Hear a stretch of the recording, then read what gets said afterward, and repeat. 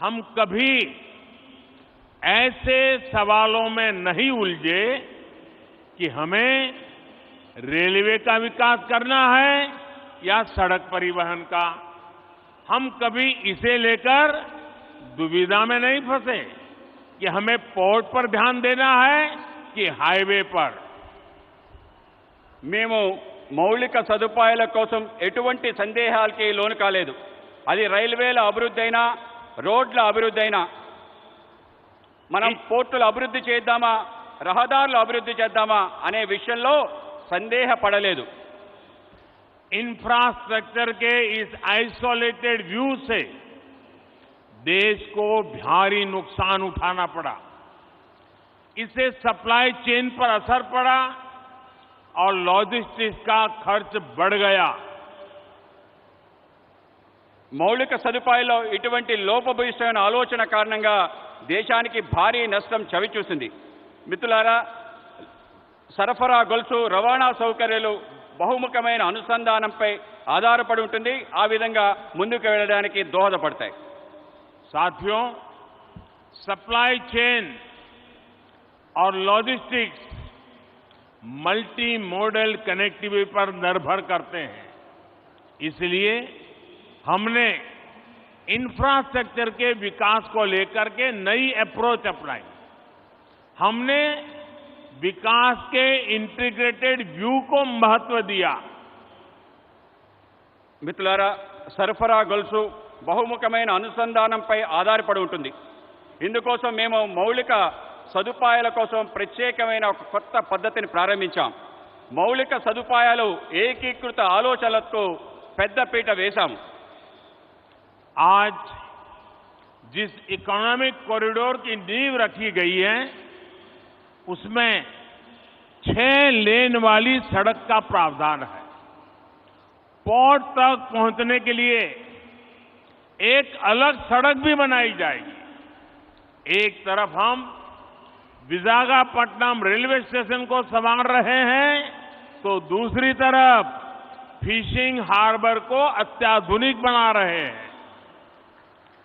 నేడు economic corridor ఆర్థిక లోగుళ్ల గురించి ఆలోచిస్తున్నాము. అందులో 6 రోడ్ల సదుపాయం గురించి ఉంది. పోర్టు వరకు చేరడం కోసం ఒక ప్రత్యేకమైన రోడ్డు నిర్మాణం చేయడం జరుగుతుంది. ఒక పక్క విశాఖపట్నం రైల్వే స్టేషన్ని ఆధునీకరిస్తున్నాయి, ఇంకో పక్క మన చేపల రేవుని కూడా ఆధునీకరిస్తున్నాం. साथियों, इंफ्रास्ट्रक्चर का ये इंटीग्रेटेड व्यू पीएम गति शक्ति नेशनल मास्टर प्लान की वजह से संभव हुआ है. गति शक्ति प्लान से न सिर्फ इंफ्रास्ट्रक्चर निर्माण की रफ्तार तेज हुई है बल्कि इससे परियोजनाओं पर लगने वाला खर्च भी कम हुआ है. మిత్రులారా, మౌలిక సదుపాయాల ఏకీకృత ఆలోచన కారణంగా ప్రధానమంత్రి గతిశక్తి జాతీయ ప్రణాళిక కారణంగా జరుగుతుంది.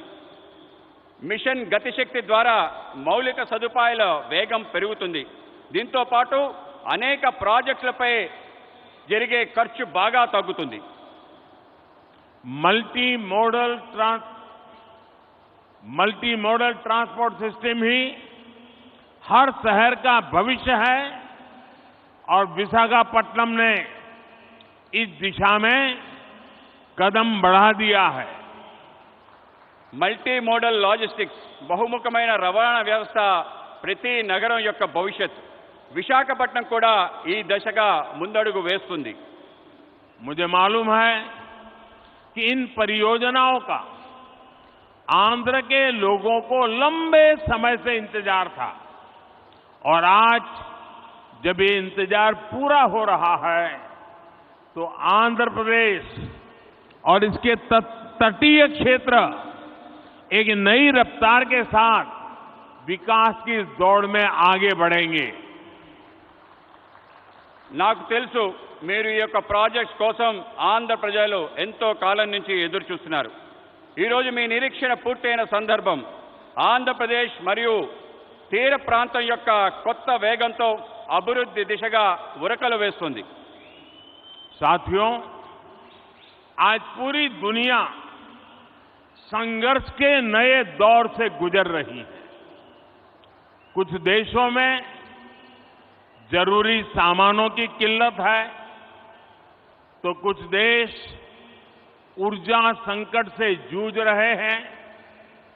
तकरीबन हर देश अपनी गिरती अर्थव्यवस्था को लेकर परेशान है।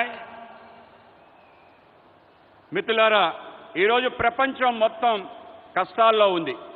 కొన్ని దేశాలకు నిత్యావసర సరుకులు కొరతతో ఇబ్బంది పడుతున్నాయి. కొన్ని దేశాలు ఇంధన సంక్షోభంతో ఇబ్బంది పడుతున్నాయి. దాదాపు ప్రతి దేశం వాళ్ళ క్షీణిస్తున్న ఆర్థిక వ్యవస్థపై ఆందోళన చెందుతున్నారు. लेकिन इन सब के बीच भारत कई क्षेत्रों में बुलंदियां छू रहा है। भारत विकास की नई गाथा लिख रहा है और इसे सिर्फ आप ही महसूस नहीं कर रहे हैं, बल्कि दुनिया भी बड़े गौर से आपकी तरफ देख रही है। కానీ ఇటువంటి కష్టకాలంలో భారతదేశం అనేక సవాళ్ల మధ్య కొత్త ఎత్తులు చేరుకుంటుంది. భారతదేశం ఒక సరికొత్త అభివృద్ధి చరిత్ర రాస్తుంది. ఇది కేవలం మనం అనుభవిస్తుందే కాదు, ప్రపంచం మొత్తం మన వైపు చూస్తుంది.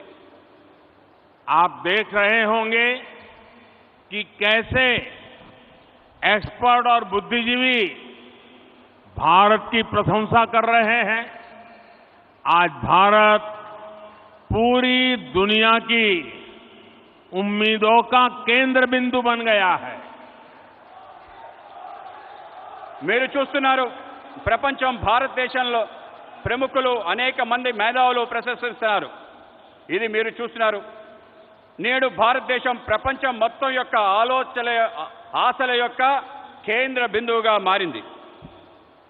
ऐसा इसलिए संभव हुआ है क्योंकि आज भारत अपने नागरिकों की आशाओं, आवश्यकताओं को सर्वोपरि रखते हुए काम कर रहा है। हमारी हर पॉलिसी, हर फैसला सामान्य मानवी के जीवन को बेहतर बनाने के लिए है। ఇది ఎందుకైందంటే ఇప్పుడు భారత్ వాళ్ళ పౌరుల యొక్క ఆకాంక్షలను, ఆశల్ని ప్రధానంగా తీసుకుని పనిచేస్తుంది.